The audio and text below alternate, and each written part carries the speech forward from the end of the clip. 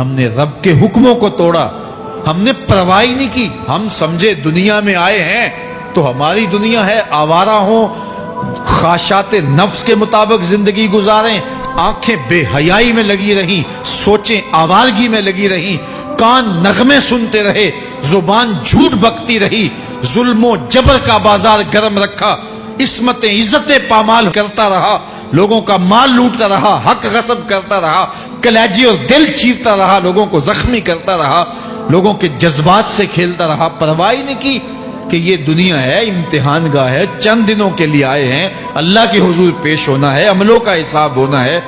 اب جب وہ دیکھیں گے کہ ہمارے ساتھ کیا ہونے والا ہے تو ان کے چہرے پہلے بگڑ جائیں گے۔ کیوں؟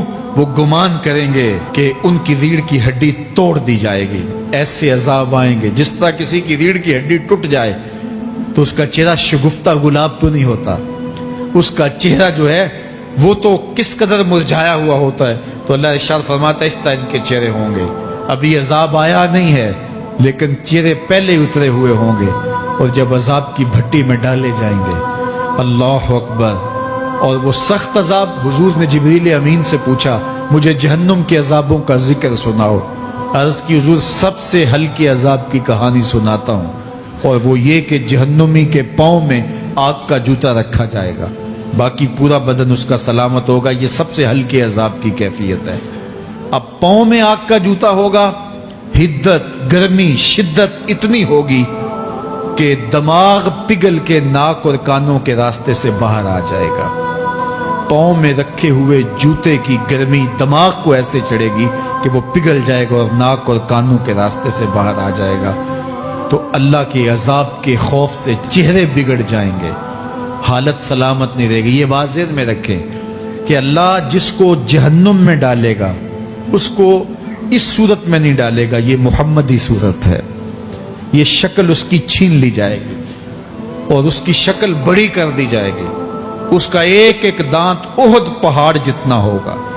احد پہاڑ کا پھیلاؤ 15 کلومیٹر پہ ہے، 15 کلومیٹر کا ایک دانت، اور 32 دانت کتنے ہوں گے تو منہ کتنا بڑا ہوگا۔ اس کو اتنا بڑا اس لیے کیا جائے گا تاکہ وہ عذاب کی تکلیف زیادہ سہے۔ 70 گز موٹی کھال ہوگی، اور کھال جل جائے گی تو اللہ قرآن میں فرماتا ہے ہم نئی کھال دے دیں گے تاکہ عذاب کی تکلیف اس کو گوارا کرنی پڑے۔ پھر چیخے گا، چلائے گا، ہائے مجھے پانی دو، پانی دو، پیاس کی شدت ہے۔ 70 سال تک تو اس کی کوئی آواز ہی نہیں سنے گا۔ 70 سال کے بعد داروغہ جہنم چیخ کر کہے گا کیا مانگتا ہے؟ وہ بولے گا مجھے پانی چاہیے۔ کہا جائے گا تو بے بھی ملتا ہے پانی۔ پھر داروغہ جہنم اسے پانی دے گا، کوکا کولا کی بوتل دے گا یا پیپسی تھما دے گا یا منرل واٹر کی بوتل دے گا؟ نہیں، قرآن بتاتا ہے اسے مائے حمیم دیا جائے گا، کھولتا ہوا پانی، اور وہ اتنا گرم ہوگا جب پینے کے لیے چہرے کے قریب کرے گا اس سے اٹھتی ہوئی بھاپ کی وجہ سے چہرے کی کھال ادھڑ کے اس کے اندر گر پڑے گی، لیکن اس کے باوجود اس کو پینا پڑے گا۔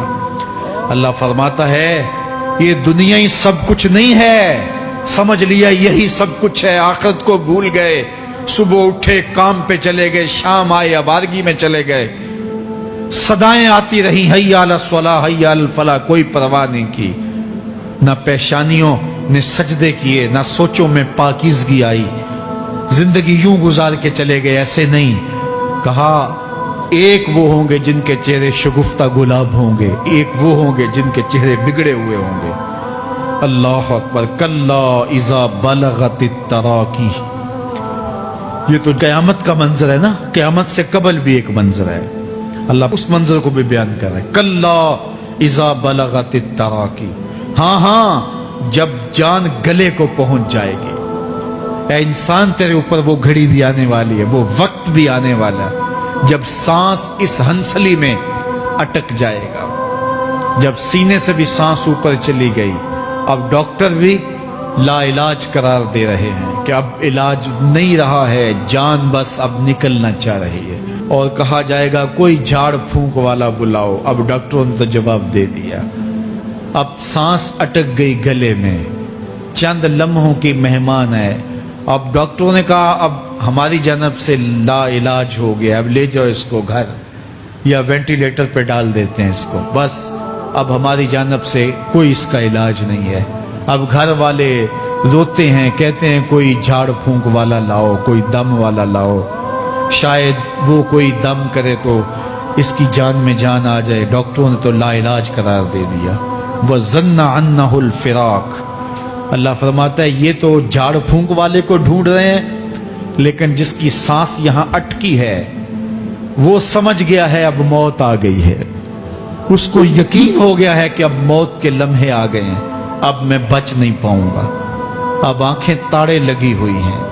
وَالْتَفَّتِ السَّاقُ بِالسَّاقِ. پنڈلی پہ پنڈلی چڑھ رہی ہے.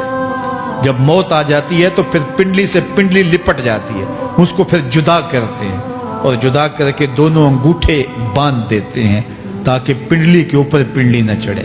اللہ وہ منظر بیان کرتا ہے, صاحب یہ وقت آنے والا ہے جب دونوں انگوٹھے باندھ دیے جائیں گے, جب ناک میں روئی ٹھونس دی جائے گی, جب چٹے لباس میں کفن دیا جائے گا, جب غسال کے سامنے بے بس پڑے ہوں گے, وہ چاہے یہ بازو اٹھائے چاہے یہ بازو اٹھائے, گرم پانی ڈالے یا سرد پانی ڈالے, جب بس پڑے ہوئے ہوں گے جو ہے وہ غسل دینے والوں کے, اور ناک میں روئی ہوگی اور دونوں انگوٹھے آپس میں بندھے ہوں گے. یہ محل, یہ ماڑی, یہ کوٹھیاں, یہ بنگلے جس کو سویر شام لگ کے حلال حرام کی تمیز کیے بغیر بنایا تھا, غوث اعظم رضی اللہ تعالیٰ عنہ بولے مکان بنا رہا ہے, بسیں گے اور حساب تو جا کے دے گا. اور یہ تو ایک رات بھی تجھے اس گھر کے اندر نہیں رکھیں گے کہ چلو ایک رات مہمان رکھ لیں. کہتے ہیں نہیں نہیں, مہمانوں نے بھی جانا ہے تو جلدی کرو, اس کو سپرد کراؤ. وہ تو تیرا لباس بھی پھاڑ کے اتاریں گے, خود غسل دینے کے لیے تیار بھی نہیں ہے. تجھ سے خوف آنے لگا ہے. جاندی واری ڈرونا بنے ہوتے, ہاتھ نہ لاندے ڈر دے, جنہ لئی تو پاپ کمائے اج کتھے نہیں تیرے کر دے. آج تو وہ تیرے ساتھ تجھے غسل دینے کے لیے آمادہ نہیں ہے. وَالْتَفَّتِ السَّاقُ بِالسَّاقِ. جب پنڈلی پہ پنڈلی چڑھنے لگ جائے گی, إِلَىٰ رَبِّكَ يَوْمَئِذٍ الْمَسَاقُ. اس دن تیرے رب کی طرف ہی لوٹ کے جانا ہے. فَلَا صَدَّقَ وَلَا صَلَّىٰ. اس نے نہ تو سچ مانا اور نہ نماز پڑھی. وَلَٰكِنْ كَذَّبَ وَتَوَلَّىٰ. ہاں جھٹلایا اور منہ پھیر کے چل پڑا. ثُمَّ ذَهَبَ إِلَىٰ أَهْلِهِ يَتَمَطَّىٰ. پھر اپنے گھر کو اکڑتا ہوا چلا. اولا لک فاولا ثم اولا لک فاولا. تیری خرابی آ پہنچی, ہاں تیری خرابی آ پہنچی. ایحسب الانسان ان یترک سدی. انسان دنیا میں یہ گمان کرتا ہے اس کو سدا چھوڑ دیا جائے گا. سدا عربی میں ایسے اونٹ کو کہتے ہیں جس کی مہار کسی کے ہاتھ میں نہ ہو. شترے بے مہار, جہاں مرضی جس گھاٹ سے چاہے پانی پیے, جہاں سے مرضی چارہ لے, تو شترے بے مہار کو کہتے ہیں سدا. تو یہ انسان بھی گمان کرتا ہے کہ میں بھی سدا ہوں, مجھے کوئی کیوں پوچھے, میرے جذبات پہ کوئی کیوں قدغن لگائے, مجھے کیوں روکے کوئی. بالخصوص جوانی کے ایام کے اندر جوان کو بڑا ہوتا ہے کہ کوئی مجھے کیوں, وہ تو ماں باپ کے کہنے میں بھی نہیں آنا چاہتا. وہ کہتا ہے کیوں مجھے روکتے ہیں, میری جوانی ہے, میرے جذبات ہیں, مجھے آزادی سے جینے دو, کیوں میرے راستے میں رکاوٹ بنتے ہو, میں سدا ہوں. اللہ فرماتا ہے نہیں, ایک اونٹ تو سدا ہو سکتا ہے جس کو میں نے اشرف المخلوقات بنایا ہے, اس کو تو سدا نہیں چھوڑوں گا, اس کو تو پابند بناؤں گا حکام کا. اب وہ کہتا ہے کہ نہیں نہیں, یہ کیسے دوبارہ اٹھائے جائیں گے. اب دوبارہ وہی بات پھر آ گئی. الم یک نطفۃ من منی یمنی. اللہ فرماتا ہے ایک بوند تھی نا, پانی کا ایک قطرہ تھا جو رحم مادر میں رکھا گیا. ثم کان علقہ, پھر وہ پانی کا قطرہ لوتھڑا بنا. فخلق فسوی, پھر اللہ نے اسے پیدا فرمایا اور پھر ٹھیک ہموار کیا. فجعل منہ الزوجین الذکر والانثی, پھر اس سے وہ جوڑ بنائے, کوئی مرد بنایا کوئی عورت بنائی.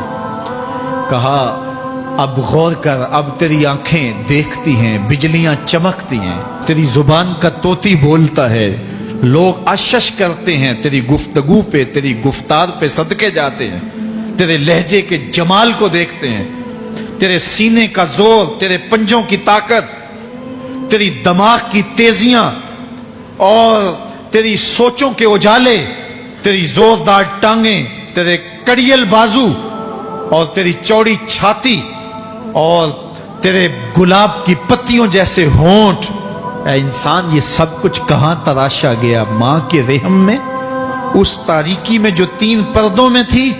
تیرا سر تیرے گھٹنوں میں تھا اور تیرے رب نے وہاں تیرے اندر نسوانیت یا رجولیت کی صلاحیتیں پیدا کی، تیری آنکھوں میں چمک پیدا کی، تیرے کانوں میں نغمے بکھیرے، تیری زبان کے پٹھوں پہ قوت ذائقہ رکھی، تجھے بولنے کی صلاحیت دی، تیرے پنجوں میں زور رکھا۔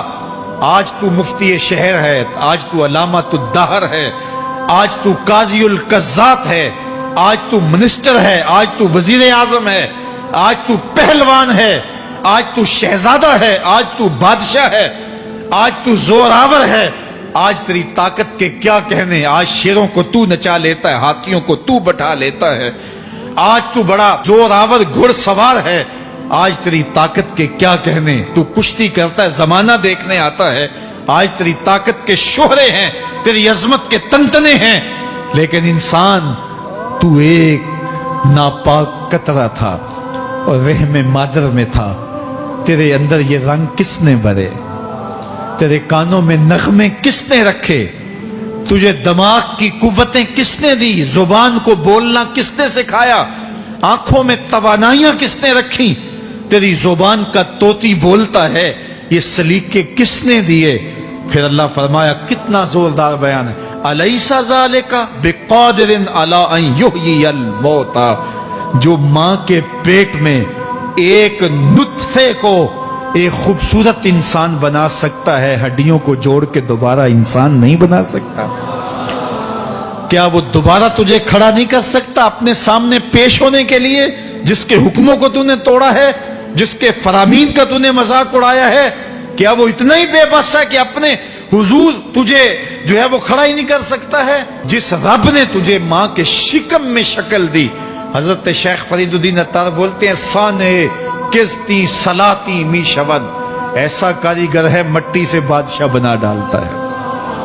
اس نے مٹی سے دارا و سکندر بنائے، اس نے مٹی سے جو ہے وہ رستم و سہراب بنائے، اس نے مٹی سے کیا کیا بنا دیا جو مٹی سے بادشاہ بنا سکتا ہے، جو نطفہ رحم مادر سے جو ہے وہ شکل اور صورت اور رنگ اور جمال بنا دیتا ہے۔ تیری صورت نکھرتی ہے، تیرے ہونٹ گلابی ہیں اور تیری نرگسی آنکھیں ہیں، تیرے ریشمی بال ہیں اور تیری خوبصورت رنگت ہے۔ تو چال چلتا ہے تو لگتا ہے قیامت چل رہی ہے۔ تیرا قد رانا جو ہے وہ صنوبر کو شرماتا ہے۔ تیری گفتار کے تنتنے ہیں۔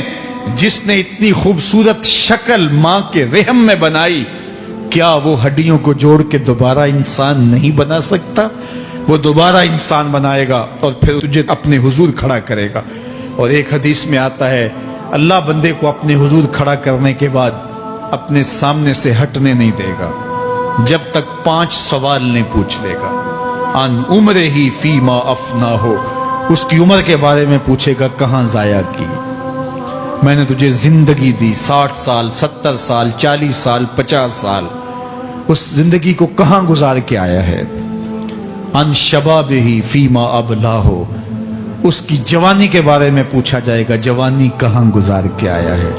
مجنوں تو نہیں بنا رہا، خواہشات کا اسیر تو نہیں ہو گیا، دیوانوں کی طرح زندگی تو نہیں گزار کے آ گیا؟ تیری جوانی کسی چوک میں تو نہیں گزری، تیری جوانی آوارگی میں تو نہیں گزری، ساری رات سوشل میڈیا کے اوپر گندگی اور غلاظتیں تو نہیں دیکھتا رہا؟ تیری زندگی گزری کہاں ہے؟ تیری جوانی گزری کہاں ہے؟ اگر کوئی جواب نہ ہوا تو پھر کیا جواب دے گا؟ اور وہ کتنا خوش نصیب ہوگا جو کہے گا، مالک میری جوانی سجدوں میں گزری، میری جوانی قیام میں گزری، میری جوانی رکوع میں گزری۔ میرے حضور فرماتے ہیں، سبعۃ یظلھم اللہ فی ظلہ یوم لا ظل الا ظلہ، 7 اشخاص ایسے ہیں قیامت کے دن جب کوئی سایہ نہیں ہوگا، اللہ ان 7 کو اپنے عرش کا سایہ دے گا۔ ان میں سے دوسرا شخص میرے حضور نے بیان فرمایا، وشاب نشأ فی عبادت اللہ، وہ جوان جس کی جوانی اللہ کی عبادت میں گزری۔ جوانوں، اپنی زندگی کو مالک کی دہلیز پہ لے آؤ، जवानी वही है जो मालिक की चौखट पे गुजरे। अपने दिल का ताल्लुक जोड़ो, इश्क करना है तो फिर आमना के लाल से करो। मोहब्बत का रिश्ता उनसे जोड़ो, ताल्लुक का रब्त उनसे कायम करो। जवानी को दीन की राह पे डालो।